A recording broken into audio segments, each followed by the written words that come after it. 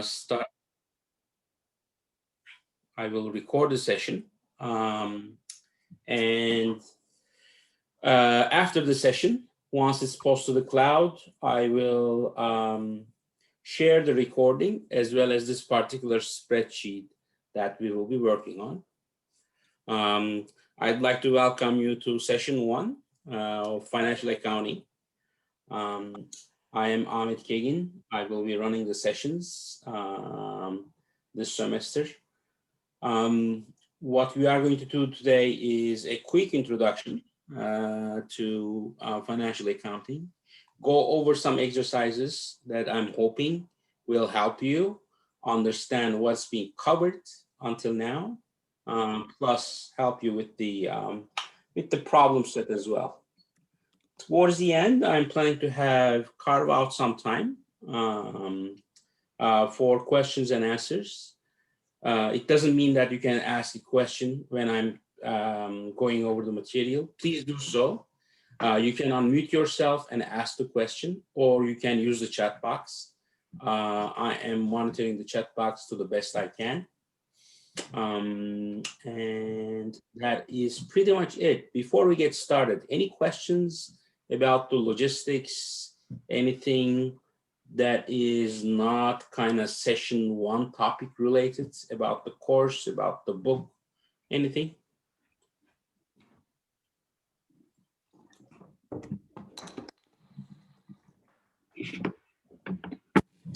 I'll take that as a no. All right. Why don't we dive into it? So we are going to start with the balance sheet. We are going to take a look at the fundamental equation of accounting, which is practically assets equals liability plus equity. The definition of the asset is the economic resource that the firm can and will use in the future. It can take different forms. Cash is one. You can use cash to buy the machinery, inventory, anything, IT equipment, to basically add value to the service or the product. Same with inventory. You can use it to add value to the inventory or resell it if you are a retailer. We are going to start with the basic ones, and it's going to add up. So these are not the only ones. We are starting with the basic ones that you are going to keep seeing in the next kind of 2 to 3 sessions. So until session 3.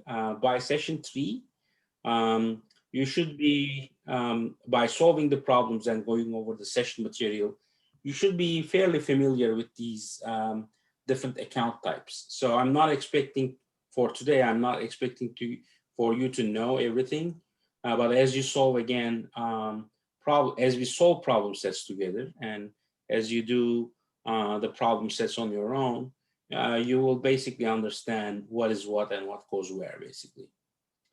Now that we define the asset, which is the economic resource, the assets are funded through 2 main mechanisms. One is the debt, which is under liabilities section, and the other one is the equity, which are the funds that the owners contribute, or I should say, and the retained earnings. The definition of retained earning is the profits that is staying with the firm after the shareholders take some portion in the form of dividends. So any money, any profit that the company makes and decided to have it stay with the firm is under retained earnings. And it is cumulative, meaning over the years, hopefully, as you make profits and as you keep money inside the company, retained earnings is going to grow. Liabilities take different forms. The most common ones are accounts payable, the things you owe in a very short term to your suppliers. It can be a bank loan. It can be any notes payable. If you are a big firm and have your securities traded in the stock, in the exchanges, in the market, it can be bonds as well. So any types of those liabilities. And again, the three are just the examples here. You are going to see the list is going to expand fairly quickly. It goes to wages payable. There's always some wages payable because companies pay at the end of the pay period. And during that time, the employees earn the money, and hence the company has an obligation as they earn that particular dollar amount. So that is a very basic definition of the balance sheet and the economic asset. We are not going to go into debit and credit yet because Dr. Zhang told me he hasn't covered it fully yet. So I am saving that for the next session in terms of what the debit entry is, what a credit entry is, how we do those things. So I'm going to do another kind of mini intro like this before session 2 next week, next Wednesday. And then we are going to start basically doing some building blocks, making some entries, accounting entries. And eventually our goal is to build basic balance sheet, income statement, and the statement of cash flows. The reason for that is as you do it yourself, you will understand the more complex financials. I am picking, this is real time. I use Yahoo Finance, even though it crashes every other minute. I still use it, but I'm about to switch to Google Finance. But anyways, if you click on the financials, you will see the income statement here. You are going to see the balance sheet. These are all real numbers. I picked Apple just because it's at the top of S&P. And then you are going to see assets, liabilities, and equity. And as you click on the arrows, you are going to see current assets versus non-current assets. And under current assets, you start seeing like cash, receivables, basically anything that the buyers owe the company, the inventory, etc. And on the non-current asset side, you are going to see PP&E. Definition of PP&E is property, plant, and equipment. So any type of buildings, etc., are there. You don't have to know. You don't have to go to Yahoo Finance and then know everything right off the bat. You just need to know the basics that I mentioned here. You are going to build. The goal is at the end of the course, you will be able to understand, what these numbers mean. On the equity side, there's stockholders' equity. There's the capital stock, basically contribution of the owners, and then there is retained earnings. So that's basically in a nutshell how the balance sheet, a real life, real-time balance sheet looks like. Let me pause here to see if there are any questions. And I see one in the chat box. Notes payable basically it is an agreement between the lender and the borrower. They agree on a specific interest and they sign a note stating that the borrower is going to pay the principal plus the interest at a certain point in time in the future. That's basically a note. And in exchange of the note, the borrower receives money.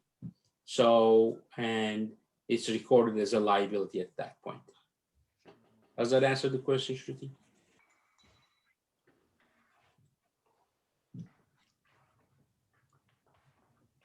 Technically, the company issuing that bond is the borrower and is paying an interest kind of. Yeah, the company note payable is a bit different. Technically, it's a bit different. Bonds payable is when you issue the bond and sell it, you receive cash, and that becomes your liability. So to answer your question, that's bonds payable. Notes payable technically is a bit different. It's usually not with a large group of bondholders. It's usually between two parties. That's why I make that technical distinction. So Okay. Thank you. Amen. yes, So, with this, borrowing money, it's liability. But didn't you say balance sheet is a balance? So, would the asset have anything to offset that or not really? yes.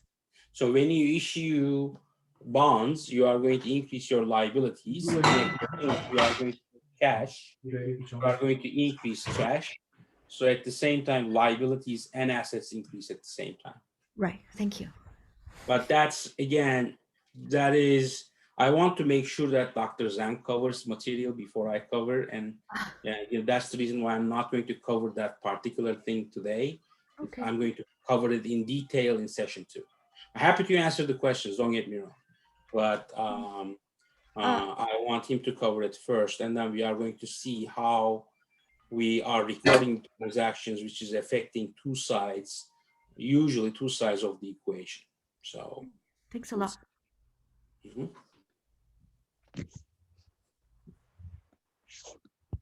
Any other questions, comments?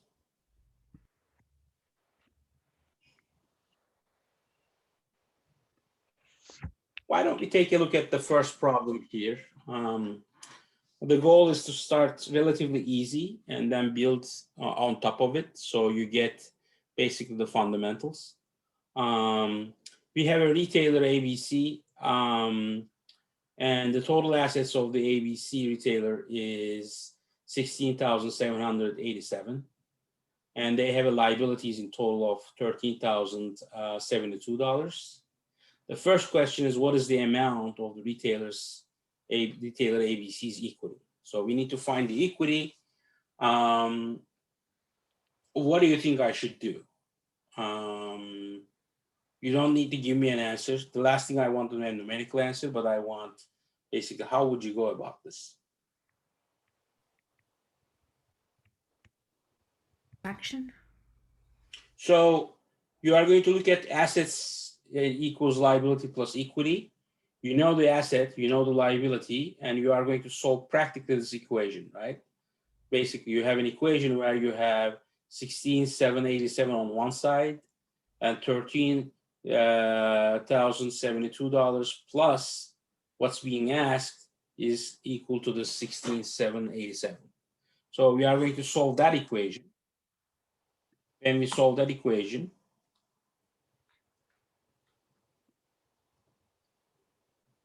it may give me a percentage here. Let's do this. 16,787 minus 13,072. The equity portion turns out to be $3,715. So basically, it's asking the fundamental equation of accounting. Any questions here?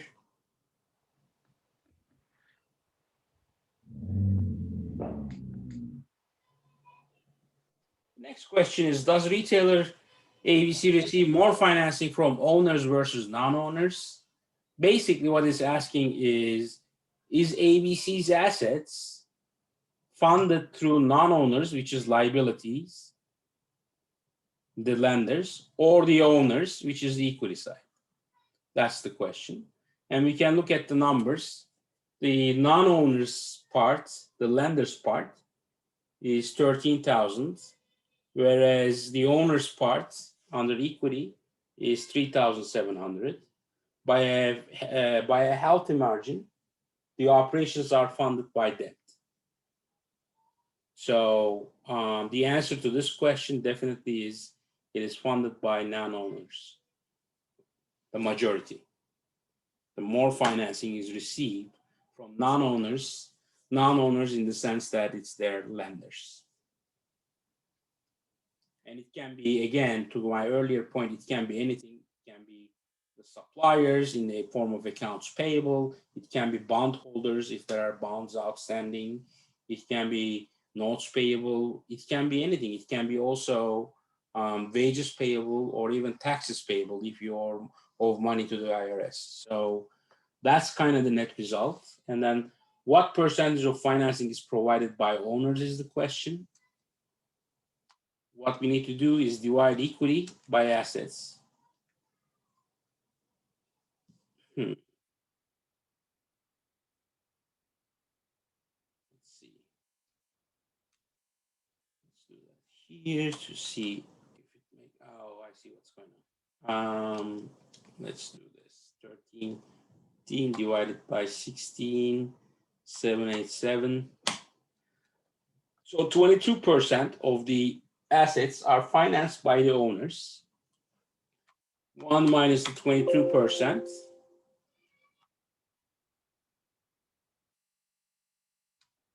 The 22% is financed by owners,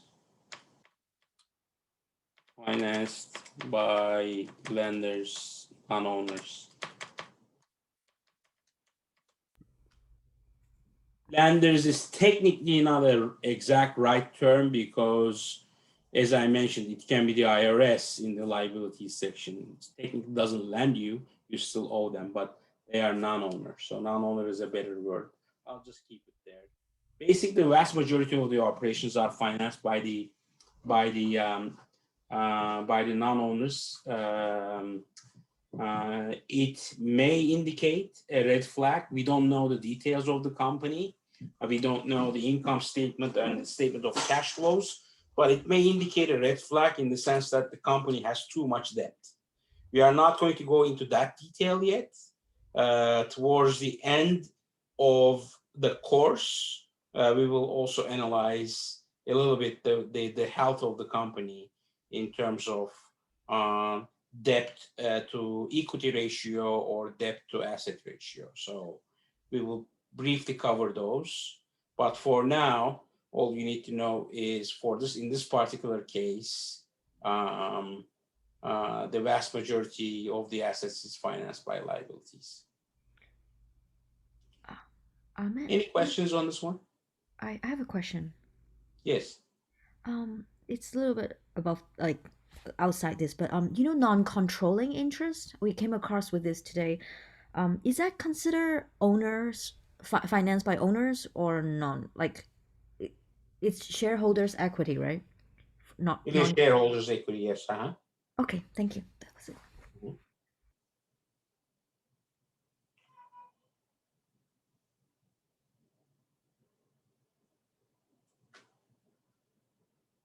Okay. Why don't we take a look at the second kind of mini exercise? So in this case, what we want to do is start familiarizing ourselves with the account types. That's the goal. The goal of session 1 is to prepare for session 2, which session 2 is, again, session 2's goal is to prepare to session 3. So it's kind of building up. So we need to start with the basics. Again, if you go to any kind of finance website like Yahoo Finance or Google Finance and don't understand the majority of it, it's totally fine. We are just getting started. Now, that said, let's start polling the class and see what they think about different types of account types. What do you think cash is?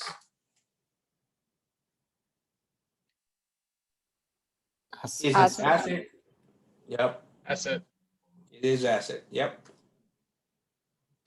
And then we have wages payable. Again, the definition of this is the money that you owe to your employees. Liability. Liabilities. Mm-hmm. And then we have common stock. And I'm a bit careful about the terminology here. When I see common stock, I think of a firm that has gone through an initial public offering through IPO. So it's a public firm. As opposed to a private firm, it can be a mom and pop shop. It can be anything that's not public, the smaller size companies. There I use the term contributed capital more because technically there is no stock. So I make that distinction. Contributed capital and common stock are more or less the same thing, referring to different size of the companies or different stages of the companies, I should say. For the common stock, in this case, is equity, and we will see this often when the company is public. When we look at balance sheets of private companies, we are going to see that in the form of contributed capital. There's a little nuance there, and then let's move forward. Sorry, was there a question?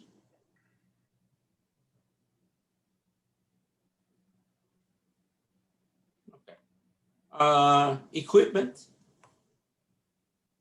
Asset. Assets. that's asset, that's for sure. And then we have long-term debt.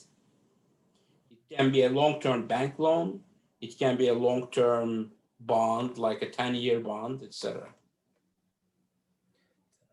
Liability. That's liability. We did retained earnings. Retained earnings is under equity, right? And then we introduce another account, taxes payable. This is what you owe to the IRS. So, Liability. exactly, it's a liability. And then we have inventories, Assets. that's assets. And then we have accounts receivable. Accounts receivable is what other people owe you. You expect to collect in the future. So by the time they pay you, you convert that into cash, and hence it's asset. And it's actually a relatively liquid asset. And we will come to liquidity, current versus non-current short. I have a question on common stock. Yes.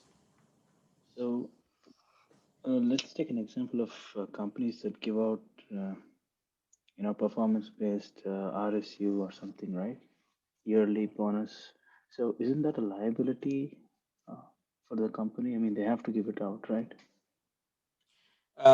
Technically, yes. So it is not, the common stock here is the stock that is outstanding in the market and that is being traded. Okay, got it. So that's what that is. You are referring to a fairly special case, which you're right, is a liability. Thank you. But we have a long way to get there. We will get there, but we have a long way. You just need to cover first accounts payable and wages payable and taxes payable before we get to RSUs. Ahmed, I have a question. In the accounts receivable, now my question is, until the company gets that cash, is it still an asset? I mean, I'm not saying that it's a liability in that case, but what if the company never receives that cash that it is supposed to receive? That's a great question. So until the company receives the cash or declares that it won't be able to collect that for whatever reason, it's going to be assumed that it's going to be collected and it's going to stay under assets. And in session 5 or 6, we are going to see that there is a reality that you won't be able to collect all your accounts receivables.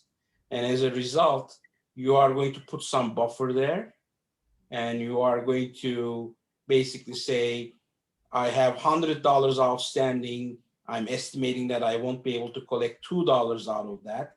I don't know I don't know who's going to not pay me, but I know from historical that if I have $100 outstanding, I have $2. So we are going to see the accounting treatment accordingly. But to answer your question, until the cash is collected or the account is written off, we are going to assume that it's going to be collected, and as such, it's going to be asset. Makes sense. Thank you. Mhm. Emmett, you mentioned the word outstanding a few times, and actually the teacher did as well in the lecture, and he said the outstanding stock was like the common stock minus the treasury. I don't know if this is a time to elaborate there or go on. Absolutely, I can briefly talk about that. So basically, what outstanding is you issue certain stocks, right? You issue 100 stocks, and let's say there's 100 stocks in circulation, right? And it can be anything. And if let's say the company decides to buy 2 of those stocks, or let's say 5 of those stocks, then in circulation there is 95 shares in circulation, and that's your outstanding number of stocks. Oh, okay. So the buying back is that is terminology is what, treasury something? Exactly. When you buy the stock back, it's under treasury account, treasury stock account. Okay, thank you so much. Mhm.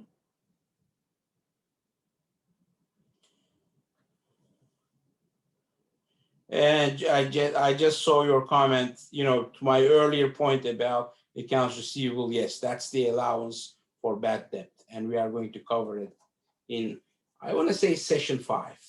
I can't remember exactly, but we are going to cover that in detail.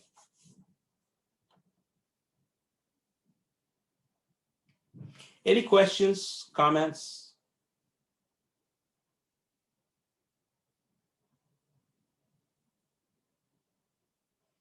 Okay, let's take a look at the numerical example here. So what we are trying to do is we have a company and they have the following account balances. Everything is all mixed. And our goal is to prepare a balance sheet as of the year end for 2019. So we are going to reshuffle this and make sure that everything is in a particular order, meaning assets are on one side, and then we have liabilities, and eventually we have equity. And that's what we are going to do. Let me solve that problem here. Where do you think, which account do you think I should start with? What do you see usually? What have you seen first so far? Cash. Cash, Assets. right? Yeah. Assets. When I double click on assets, I see current assets. And then the first thing I see is cash. And it's commonly, the balance sheet starts with that. So we are going to start with cash. Now let's take a look at the Apple example. And then there are receivables, right? We are going to look at accounts receivable, and we will take that here. It is the next form on the balance sheet under assets.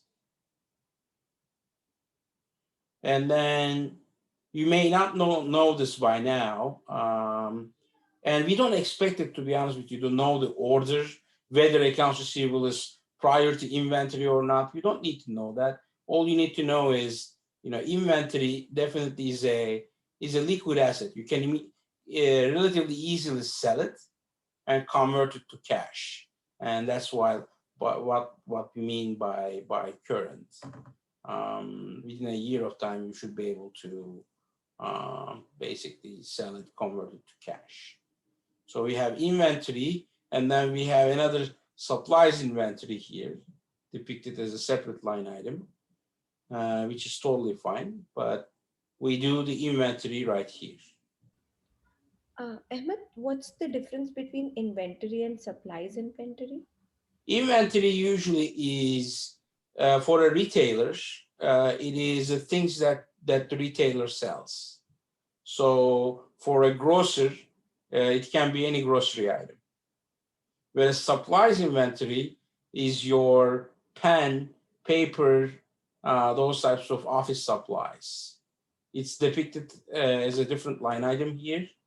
On the big companies, you are going to see that usually they are lumped all together under one column inventory. I see. Is there a specific reason that they are mentioned differently? Like, is there an advantage or a disadvantage? Like, There is usually an advantage of depicting more. So, if I give you 39,000, you would think that they have 39,000 merchandise to sell. That's not true. The more information we give, the better it is. That's usually the case.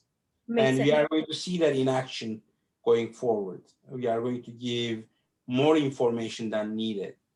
Yeah. Thank you. Mhm. Sorry, one follow-up question on that. Why are office supplies specifically having a different, category created? In this particular case, it's created separately. It's not always that the case. It's just to show you that some companies go into that type of detail.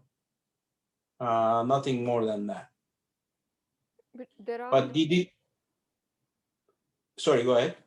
sorry, I was going to ask, there aren't category types created for every type of item that the company buys and consumes, right? It's not, there isn't a separate category for each of those things. Then I was just wondering why office supplies needed a separate category. There aren't many other inventory items besides office supplies. If there is a manufacturing company, then you would have working process as well, the things that you start working on but haven't quite finished yet, and they show up on the balance sheet as well.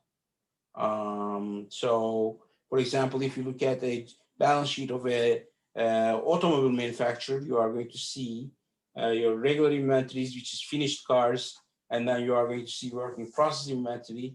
Maybe you will see supplies inventory, maybe not. It's a relatively in percentage terms, relatively lower percentage item. So it's usually lumped with the bigger item.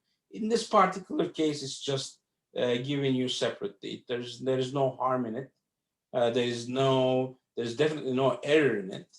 But Okay. if you think we need to why not combine them? There is definitely not a wrong answer to that too. We can easily say, let's do this, and let's make this 39,000, and let's see everything in one inventory item. That's totally fine too. Okay. Thank you. One thing that you said, I wanted to clarify. Sorry. So if there's a car manufacturer and if there is parts that have not yet been assembled into a final car, they are considered as this supplies inventory. No, it's not supplies inventory. It's another inventory item called work in process inventory. That's what you'll definitely see in a manufacturing company. That's for sure. Got it. Thank you.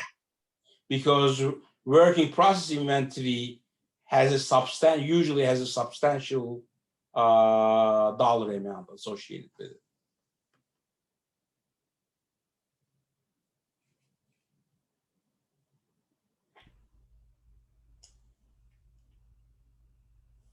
Any questions or comments? One question I have. If we have some inventory that we have gotten from the suppliers, but we are supposed to pay them, say a month from now, and if you're doing your quarterly report and this month, this paying time happens to be in the next quarter, when do you show it? Like current quarter or next quarter? So when you receive the inventory, you are going to definitely show it under inventory. And at the same time, you are going to show the same amount under accounts payable. But that payment is like 1 month from now, which will fall in the next quarter, but you still include it in the current quarter? Yes. So you need to definitely show it in the accounts payable for this quarter.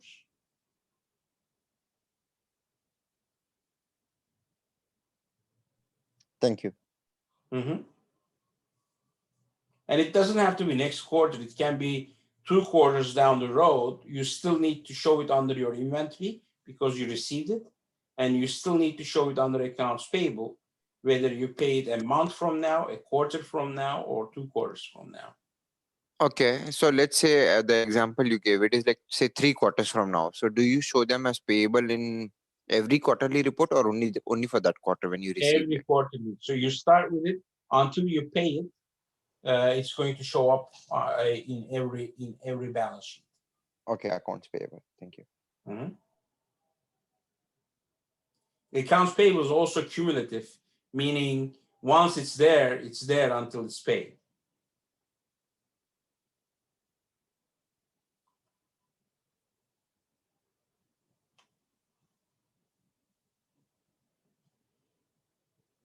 Okay. Any other questions or comments? These are all good questions, by the way. Thank you for asking. So I'm hoping that I'm able to clarify these questions.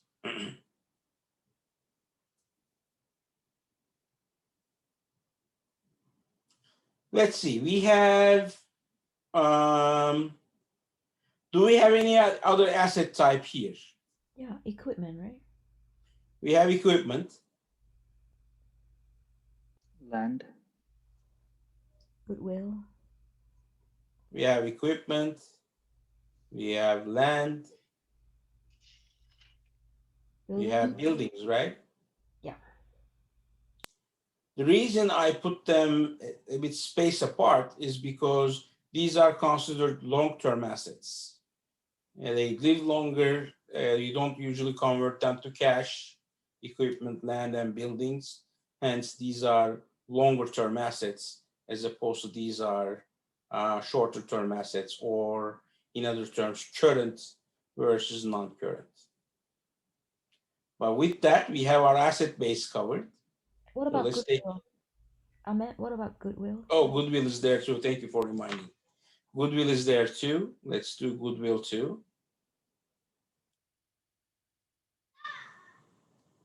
And what goodwill is, I give a good example of Coca-Cola.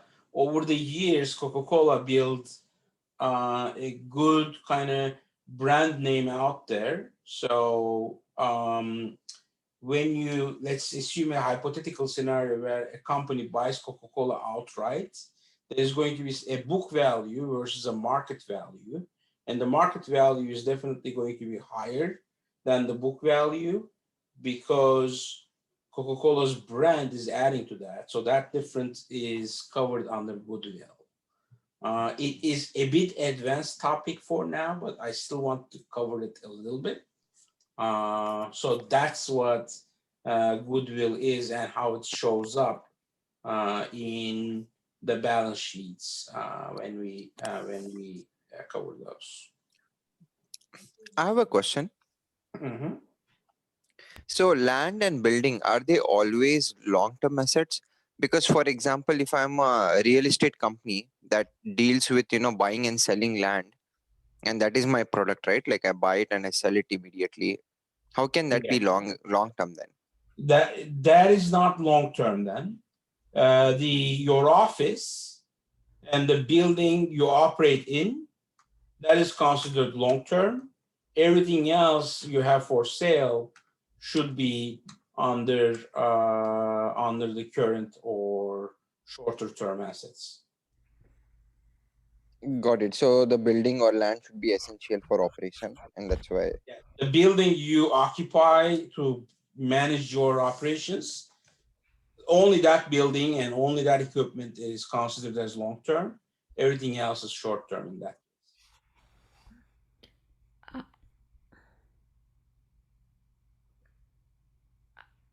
Ahmed, can I ask you a question? Are you Sure. done? No.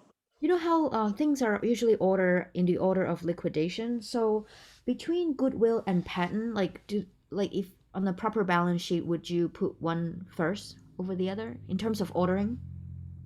Not really.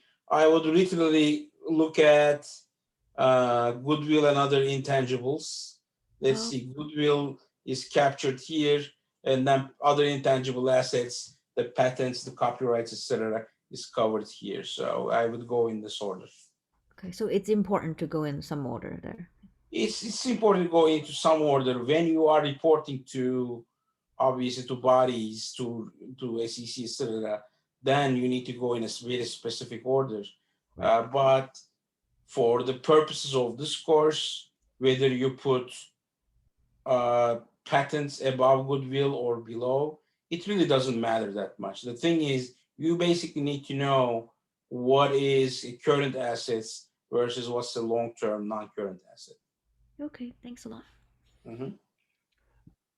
I have a question on goodwill. So let's assume in this example, if it's not 8,000, say 80,000, okay, very high number. Can the company use just something arbitrary to inflate their assets? I mean, intangible assets have no. Not really. Goodwills can only go down if there's an impairment to the goodwill, but they can't go up. Okay, but when they acquire another company, is when they add the to the goodwill account, right? Yes, and at that point, the market dictates the amount of the goodwill, not anybody else. Okay, I'm just asking because I saw this on one balance sheet that the goodwill was a very big portion, as much as their cash. So does this Yeah, mean anything? I mean, if you would buy, to my example, if you would buy Coca-Cola outright, goodwill will probably a very good portion of it. I mean, in fact, we can take a look at it and calculate. So let's take a look at the Coca-Cola company. If you want to buy Coca-Cola, you need to come up with roughly $209 billion, right? Let's take a look at the balance sheet. Financials.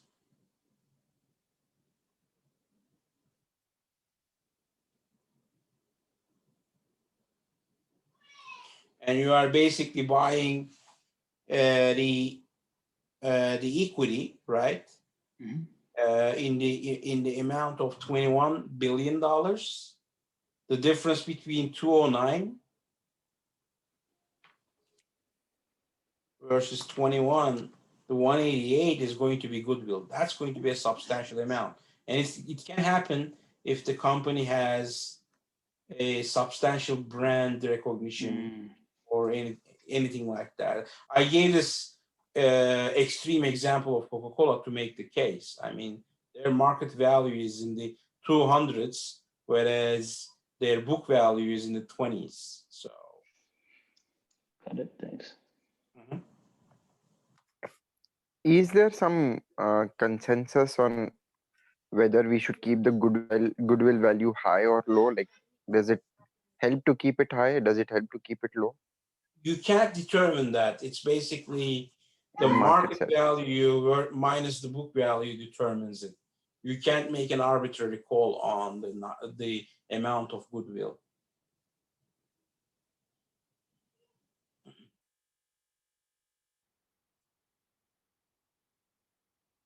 Does that answer the question, by the way? Yes. All right. Any other questions, comments?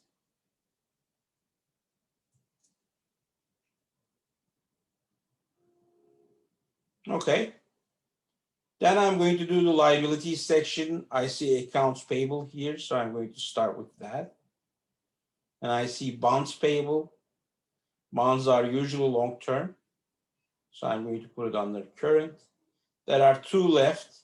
One is the common stock. Let's put that here. And then we have retained earnings. It should be here. And then let's add these up. Liabilities plus equity is 526. That's the asset. That's what you need to balance and make sure that your calculations are correct. In this case, the balance sheet balances out, so we should be fine. Let me do another quick pause here to see if there are any questions or any comments. For bonds payable, that's just the principal, right, of the bond. It doesn't include any interest. Is that correct? It is the principal plus the long-term portion of the interest. And usually the current portion of the interest that you need to pay within a year is shown under current liabilities. So it's usually split. In this case, we are assuming that there is no current payment, but that's how it's treated. Okay, because also everything is in present value for bonds payable. Everything is at the historical value. Historical not, value. Yes. Okay, thank you. Not present value. The current market values don't bother us in accounting. They Okay. do in finance, but not in accounting. In accounting, everything is at the historical book value. Thank you. Mm-hmm. Which chapter will we do depreciation, Amit? Depreciation, I think we are going to cover it in session 4. Okay, thanks. So depreciation is session 4. Bonds, bond valuation, amortization to Maximilian equation, that's session 6. Okay. We are going to cover accounts receivable versus write-offs versus allowance in session 3 or 4 as time permits. We are going to cover inventories in detail also in session 4 or 5. I'm sorry, 4 or 5. So inventory, we are going to cover, how we account for inventory, etc. In that. I have a question about this bonds payable. Mm-hmm. So this is the bonds that the company issued, right, to raise Yeah. some capital. Mm-hmm. Now, you said this is the principal plus the interest, but is this, say if the bond was valid for like 5 years, like it matures in 5 years, so this 200,000 would be the interest for those 5 years plus the principal? That is what you said. Yes, that's basically, in a nutshell, that is correct. Yes. The longer answer is when the company issues the bond, the market demands a certain interest rate. And as a result, the bond will has a specific value in the market. And the company will sell that in the market for that value. And that value is recorded under bonds payable. And the same amount is recorded under cash because that's what you are getting from the market as cash.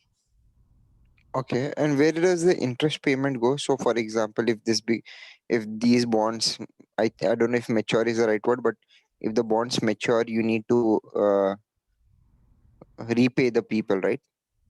Yes, the interest is embedded in the bond price.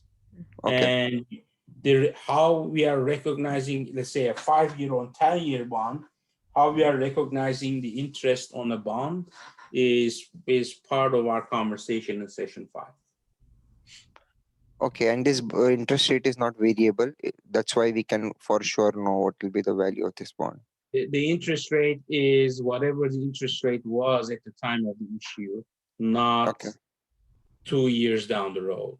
To my earlier point, the current interest rates doesn't matter, or current values of the bond or anything like that. It is at the time of the issue. Okay.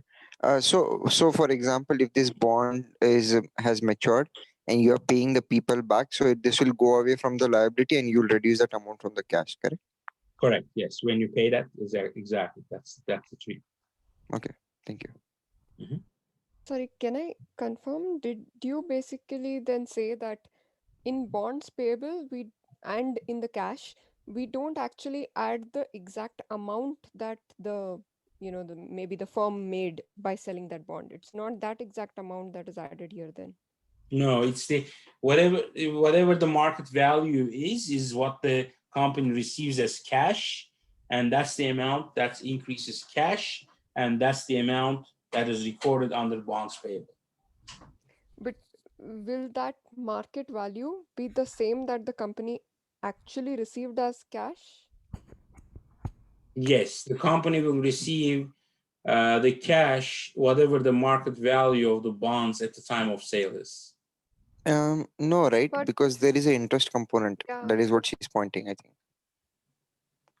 So you might have raised 190K and 10K is the interest. That's why your bonds payable total value is 200K. So how can you add 200K in the cash if you just got 190? No. So if the bond value is $200,000, in the $200,000, there is a principal component and there is the interest component. Everything is lumped under bonds payable.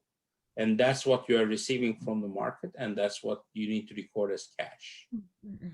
You don't record at the time of sale of bond that day, you don't record any interest expense or any principal or anything like that. So under bonds payable, Under this number, there is the interest portion as well as the principal portion. No, but But in, the question is, sorry, Shruti, go ahead. no, it's fine. You can, yeah. I think you're saying the same. Yeah, confirm, Shruti, if I'm saying the right thing. So if the bonds payable worth is 200K, it has a principal and an interest component. The interest component is something that you're not getting from the market. That is something you're promising you'll pay 5 years later. So how can you add to the entire 200K, which is the principal No, as no, well as the that definition is not correct. So the way it works in the markets is the markets determine a specific price, and in that price you are going to have interest as well as principal, and you will be selling for that price, whatever the bond value is. You are dividing between 190 versus 10 for principal versus interest. It doesn't work like that. You are confusing the bond with a bank loan. It doesn't work like that. So you can't combine a bank loan with the concept of bonds. Okay, so if the company got, if the bond payable is 200K, the company's cash should be 200K, but when it matures, how much would the company be paying back? Will it be 200K or more? Over the time, the Mhm. company will only pay $200,000 over Mhm. time. Part of it is going to be principal payment, and part of it is going to be interest. And in that price, both principal and interest are embedded. So this is like basically getting money for for nothing, right? I mean, no interest. You get 200 and you pay back 200. I'm missing something, I guess. You get 200,000. We are a bit ahead of us, but let me explain. You get $200,000. In the $200,000, what you are basically saying is there is some portion of it that is principal, some portion of it is interest, and they will be paid over the years, over 5 or 10 years. You are going to pay both the principal and the interest, but the money you are getting is not just the principal. You are getting the money in the form of interest as well, and then you are paying that interest back. That's why I'm saying you are confusing it with the bank principal versus interest expense. So that's the difference between a bank loan versus a bond. Maybe can I ask this way? So suppose the bond is 190K and 10K is the interest. On the day that the company sold the bond, how much cash did they get? You can't, first of all, say the bond has a principal of 190 plus 10 interest. You can't say that. The bond will have a specific face value. It will have certain coupons, and with the interest rate that the market demands, altogether, all these components determine the price of the bond, and that price is what you receive as cash, and that price is what's recorded on the balance sheet. Does that make sense? So the 190, I'm getting a bond, and 190 is the principal and the 10 is the interest, is not a correct form of describing a bond.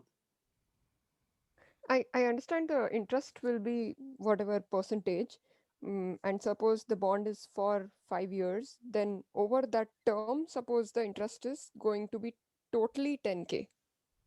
So that's sort of why I divided 190 and 10. What I'm basically trying to get to is the day the company sells the bond, they are getting only that much cash in hand, which is not including the interest. Right? No, the money that they are getting is also including interest in that calculation. The bond price includes the interest that they are supposed to pay as well. So if the company is fulfilling the bond after 5 years, so do they pay 200K or anything more than that? they pay 200K, which also includes the interest. So if I, for example, if I buy a bond from a company, how am I going to make money if I buy a bond of 200K and if I'm getting only 200K back? What is my component of earnings in this? That is what I'm getting confused. I might be conflating two things. Yeah, you what's happening is in the interim you are going to get coupon payments. You are missing that component, number one. Number two, there's going to be a face value of the bond, right? Number three, as we are going to see in session 6, we are going to adjust as we do the interest payments. We are going to adjust the bonds payable account amount as years pass by. So that's the reason why I'm saying the price of the bond is recorded at that value and the cash is increased at that value. It may be easier if we cover the bond example and show it. I mean, I'm happy to show it right now, but I don't want to confuse you in the very first session. So basically, the point is what you are missing is in the bonds, you also have coupons, and you are going to pay coupons as form of interest, right? So that's the part you are missing, I guess. You are not investing 200 and getting 200. In the meantime, you are also going to get the coupon payments that you are missing. So who is paying that coupons value? The company which has raised that money using Yes. bonds? Yes. Where does that go then? Mm-hmm. Where does that go? Interest paid? The coupon payments as they are made when you issue the bonds, it doesn't go anywhere because you haven't made any payment. When time passes by and when the coupon payment is due, that coupon payment reduces cash and is recorded as interest expense. Okay, I think that is what we are trying to get at. That how this works. Okay, got it. Yeah. It's a bit complicated than that, but that's basically the gist of it.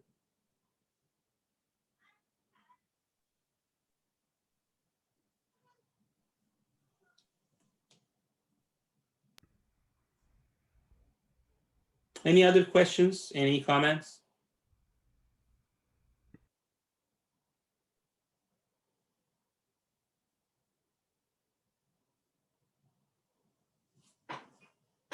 Okay. Here, I'm going to give you one sample exercise. Basically, what we are after is the highlighted data fields we need to solve for. And what we are looking for is basically current assets plus long-term assets is total assets. Current liabilities and long-term liabilities is total liabilities. And then total liabilities plus shareholders' equity is total assets. That's what we are after. And the way we are going to solve, I'm going to solve the first one really quickly. Total assets minus current assets is going to give you your long-term because this total needs to give you your total assets. Current liabilities is going to be your total liabilities minus your long-term liabilities. Your total assets is asked here. Obviously, needless to say, it's current plus long-term. Your total liabilities is asked here. It's basically total long-term liabilities and current liabilities. This is the hard one, where relatively harder. The current assets is total asset minus long-term because current plus long-term is total assets. And the shareholders' equity should be your total assets minus total liabilities. So it's basically taking this equation and rearranging it for the different items. Current plus long-term is going to give you total, whether it's liability or asset. It's a fairly simple exercise. I kind of do the same exercise over here, so you get the gist of it. You have the solutions here. Let me pause here. It was a fairly short exercise. Let me pause here to see if there are any questions for the things we covered so far.